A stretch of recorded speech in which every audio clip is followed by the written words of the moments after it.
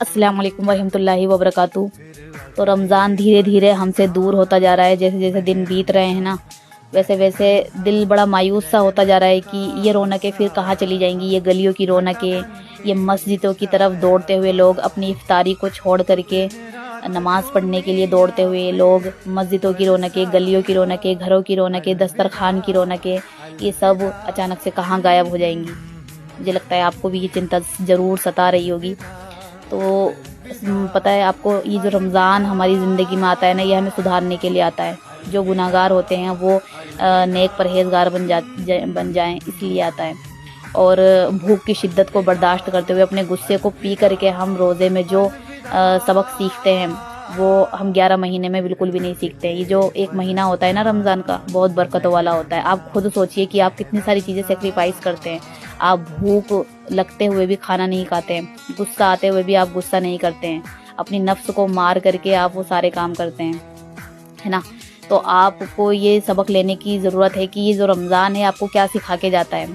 लेकिन अफसोस, रमज़ानों के जाते ही ये जो बरकतें हैं, ये रहमतें हैं, ये नमाज की आदतें हैं, ये सब ख़त्म हो जाती हैं, है ना। जो हमारे घर के छोटे छोटे बच्चे हैं वो गलियों में कितनी रौनक फैलाए हुए रहते हैं, घरों में रौनक रहती है, मस्जिद में भागते हैं टोपी उठा करके, सिर्फ एक दूसरे की हिरस उनको रहती है। आपस में वो गुट बना करके, है ना, एक दूसरे को मस्जिद की तरफ लेके जाते हैं। चहल पहल इनकी वजह से होती है। तो ये लोग भी, ये बच्चे भी, नमाज की आदत इनकी छूट जाती है, क्योंकि ये देखते हैं बड़ों को नमाज नहीं पढ़ते हुए। तो बच्चे जो हैं बड़ों से ही सीखते हैं।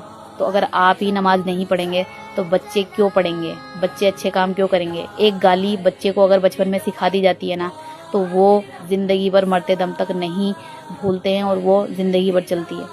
तो ये आपके ऊपर डिपेंड करता है कि आप अपने ये नेक अमाल, ये जो नमाज की आदत है, इसको छोड़ते हैं या नहीं छोड़ते हैं।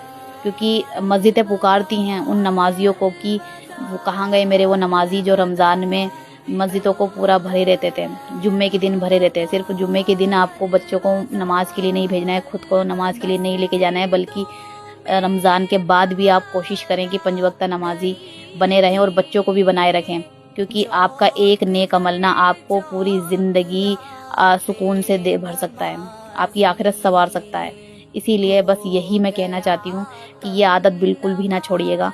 क्योंकि घर में अलग ही नूर रहता है अगर 5 वक्त नमाजी होते हैं घर में, है ना। ये जो चहल पहल धीरे धीरे ख़त्म होती जा रही है। तो काश अल्लाह हमें इसकी तौफीक अता फरमाए कि हम 5 वक्त नमाजी बन जाएं और एक दूसरे से अच्छे अखलाक वाले बन जाएं, एक दूसरे के लिए दिल में जो नफ़रत है वो ख़त्म हो जाए।